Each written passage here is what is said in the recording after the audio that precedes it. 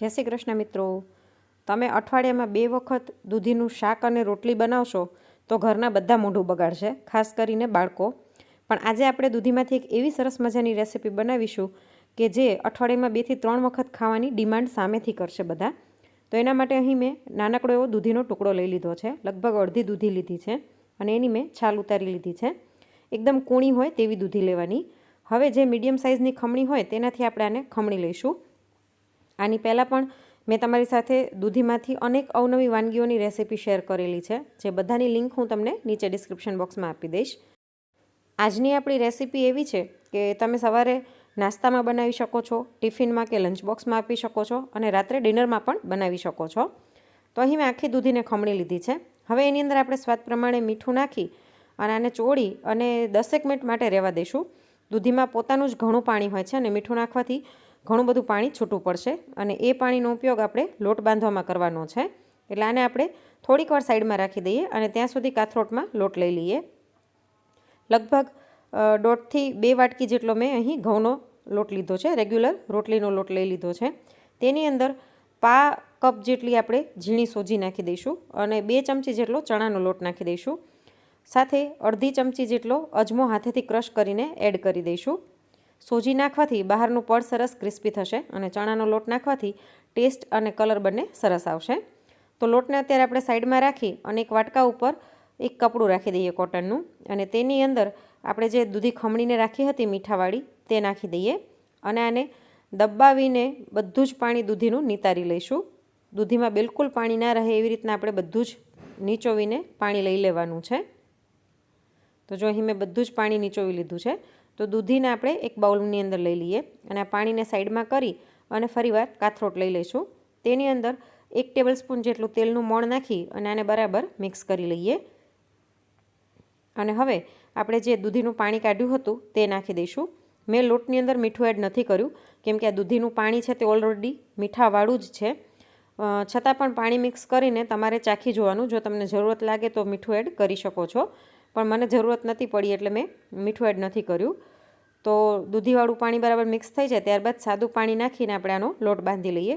આનો લોટ આપણે રોટલીનો જેવો ઢીલો હોય તેવો લોટ બાંધવાનો છે કેમ કે સોજી નાખી હોવાથી સોજી પાણી એબ્સોર્બ કરશે એટલે લોટ કઠણ થશે, એટલે લોટ આપણે એકદમ સોફ્ટ બાંધીશું। તો જો એકદમ સરસ આટલો ઢીલો લોટ મેં બાંધી લીધો છે।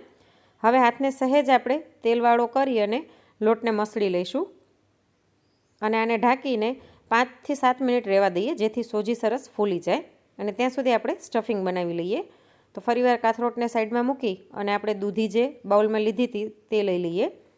તેની અંદર એકદમ ઝીણી સુધારેલી ડુંગળી નાખી દઈશું। એક મીડિયમ સાઇઝની ડુંગળીને મેં ઝીણી સુધારીને લઈ લીધી છે।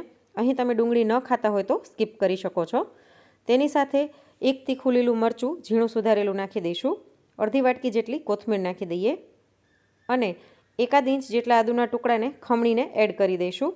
આમાં તમે આદુ મરચાંની પેસ્ટ પણ એડ કરી શકો છો, પણ મરચાંની કટકી કરીને નાખવાથી તે દરેક બાઇટમાં આવે છે અને ખાવામાં ટેસ્ટી લાગે છે, એટલે મેં અહીં આવી રીતના લીધું છે। અને હવે આની અંદર મસાલા કરી લઈએ। લગભગ અડધી ચમચી જેટલો ચાટ મસાલો એડ કરી દઈશું, અડધી ચમચી શેકેલ જીરું પાવડર, અડધી ચમચી કાળા મરીનો ભૂકો, અડધી ચમચી જેટલું આખું જીરું અને સાથે જ ભુજિયા સેવ નાખી દઈશું। લગભગ 2 મુઠ્ઠી જેટલી ભુજિયા સેવ થશે। આવી રીતના ભુજિયા સેવ નાખવાથી દૂધીની અંદર થોડું ઘણું જો મોઇસ્ચર હશે તો તે પણ એ એબ્ઝોર્બ કરી લેશે અને તમારું સ્ટફિંગ છે તે ક્યારે પણ બહાર નહીં નીકળે। અને આપણે દૂધીમાં પહેલાંથી મીઠું નાખ્યું હતું એટલે મેં આની અંદર મીઠું એડ નથી કર્યું અને ભુજિયા સેવ પણ ખારી હોય છે અને આપણે ચાટ મસાલો પણ એડ કર્યો છે એટલે મીઠું એડ કરવાની જરૂર નહીં પડે। તો આ બધાને બરાબર મિક્સ કરી લઈશું। તો તમે એક વખત મારી રીતે આ દૂધીના પરોઠા માટેનું સ્ટફિંગ બનાવી જોજો, એટલું સરસ ટેસ્ટી બનશે કે બધાને ખૂબ જ મજા આવી જશે।